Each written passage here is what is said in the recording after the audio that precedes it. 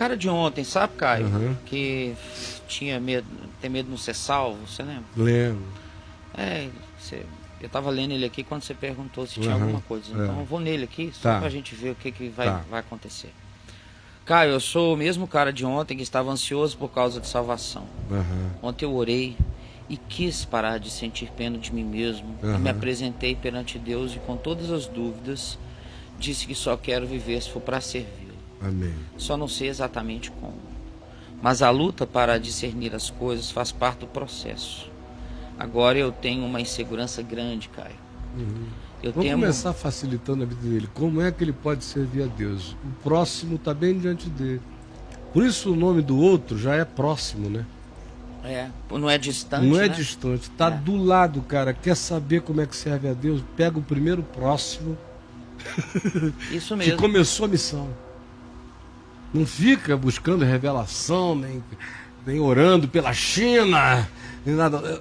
Serve o caboclo do teu lado. Serve teu pai, tua mãe, teus filhos, tua mulher, teus irmãos. Serve gente. É com gente. O propósito é amar. É ser gente pra gente. É ser divinamente humano, humanamente divino no meu encontro com o próximo. Esse é o projeto, esse é o processo, esse é o chamado. Não tem nada além disso. O resto é invenção. Entendeu? É Jesus Cristo em você salvando outros seres humanos. O resto é invenção ou então é mera circunstancialidade. Mas quem fica botando o chamado na circunstância deixa de ser um chamado vivo na vivência do caminho todo dia. É o cara que diz, não, eu sou um chamado para pregar para chinês. E Mandarim. fica 30 anos no Brasil em silêncio. Não comunica o evangelho para ninguém porque ele só prega para chinês. É o chamado dele. É o chamado dele. É o chamado. Não, é a atrofia dele. Não é o chamado. E não sabe nem falar mandarim. Não, e a atrofia, a desculpa dele é essa. Ele não sabe nem fazer talharim, cara. Quanto mais falar mandarim. Exatamente. Vamos lá. Eu temo que se eu achar que... Olha a preocupação do cara. Eu temo que se eu achar que não perco salvação e que eu tenho segurança eterna, eu vou ficar desleixado na luta pela santidade. Ai, meu Deus. A Bíblia alerta tanto contra a apostasia e alerta tanto quanto ao preservar. Perdão, não tem nada perseverar. A ver com isso, não. É Então, melhor na ele me dúvida- fazer pergunta do que ele me fazer Ilações, preleções. é. Porque fica cansativo para mim, porque eu já sei o que ele vai perguntar. Mas ele vai vai ficar chato. Então, peço a vocês que eu não estou aqui, eu não estou pedindo a opinião de ninguém, certo? Vamos simplificar? Eu não estou pedindo a opinião de ninguém. Estou pedindo no máximo para o cara dizer o que ele está sentindo. Agora, a sua opinião bíblica eu não estou pedindo, infelizmente. Tem alguém que pode achar que é a fala de um arrogante. Não, eu não tenho esse tempo, não estou afim. Eu estou aqui com uma convicção, eu não estou aqui com dúvida nenhuma, você entendeu? Quando eu tiver dúvida, eu faço perguntas.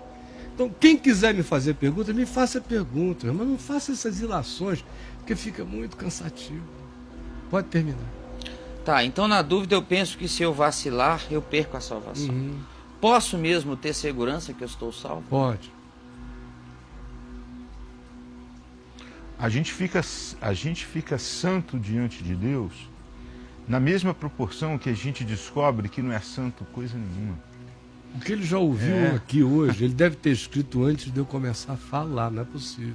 Tem 3 minutos que ele escreveu, cara. Então ele não ouviu nada do que eu disse. Da segurança, do encontro, como é.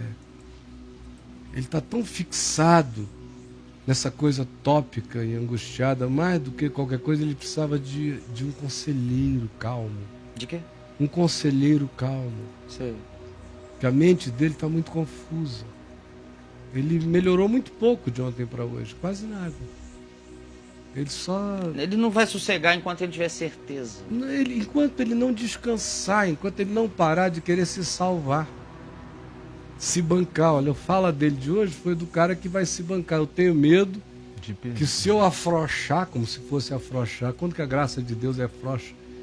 A graça de Deus é justa, meu amigo. Justa. Ela não é frouxa. Fico com medo de afrouxar, E aí fazer besteira. Bom, se você não faz besteira só porque tem uma religião que te coloca no inferno, você deve ser ruim pra caramba como ser humano, bicho.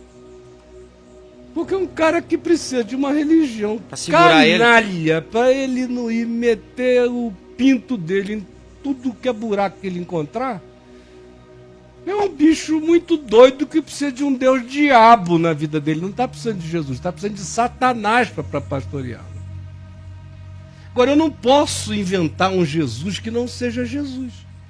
Um Jesus mau para ele, sabe? Um Jesus adequado à doença, à paranoia dele.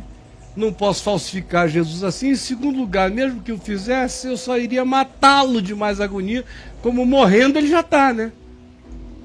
Se esse moço não tivesse chegado aqui, eu digo isso com temor e tremor, para começar a perseverar e ouvir o Evangelho, mas ele vai ter que ser humilde, muito humilde.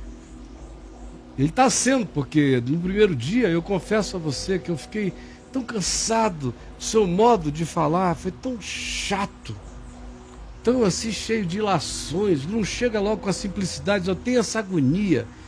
O que você pensa disso? O cara quer te convencer da agonia dele. Eu não preciso disso, não estou precisando. Não pinga letra aqui, é só perguntar. Então eu fiquei cansado até de responder, mas você vê que eu respondi mais longo do que todo mundo a ele. Mas ele não entendeu. Foi muito legal o que você falou para ele. Não entendeu ainda, porque ele continua na mesma luta de bancar ele mesmo.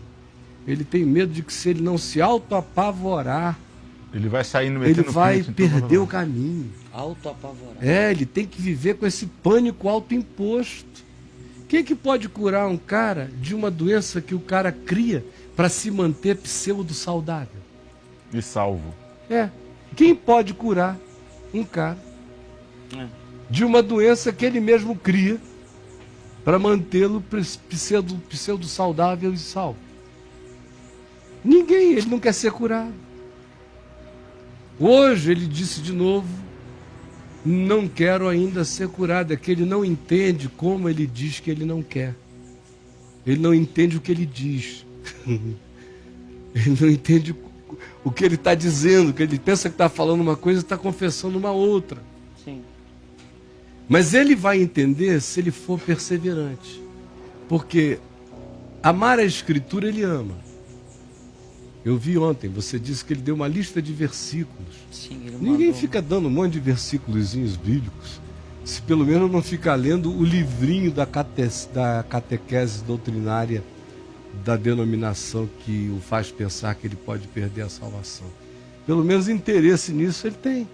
Então fome e sede ele tem. Dê tempo ao tempo, você fizeram a sua cabeça durante anos para você ficar assim. Isso. Então, por favor, só uns diazinhos que você vai ver que você vai ficar ótimo. Mas não se desespere, porque se você procurar essa cura com desespero, você a atrasa. Só sente aí calma e vá ouvindo. Vá ouvindo que de repente, pum, você abre. Porque, mano, depois da simplificada geral que eu fiz ontem, durante quase 40 minutos, só para você, no Itaú Personalité, você não tem entendido ainda, é porque tem algo psicologicamente bloqueando. Então, se tem, a gente tem que esperar aquela hora em que o Espírito Santo vai fazer pim na bolha. Aí é impressionante. É milagre mesmo. Eu aqui recolho a minha impotência. O que a comunicação dita poderia ter explicado a você, eu expliquei ontem, para você entender a Bíblia inteira a partir dali. Se não entendeu, é uma questão de tempo. Vai acontecer. Porque eu creio de todo o coração que todo aquele que busca, encontra. Amém. Amém. Todo aquele que pede, recebe. Amém. Todo aquele que bate, a esse abrir-se-lhe-á. Jesus, revela-te ao meu irmão. Amém, Senhor. E ajuda-o a descansar, a ter paz, a confiar, a parar de espernear, de querer se justificar na justiça própria, que só o torna assim inquieto, infeliz, duvidoso, à beira de ficar mentalmente enfermo. Ajuda-o a se abandonar na fé, a acabar com essa história de céu, de inferno, de perdição, e se jogar no colo de Jesus e dormir gostoso e acordar em paz. Porque quem podia atazaná-lo, quem podia julgá-lo, quem podia condená-lo, resolveu justificá-lo. Agora, pois, já não há mais nenhuma condenação para os que estão em Cristo Jesus, o nosso Senhor. Em nome de Jesus. Amém. Amém. E aí?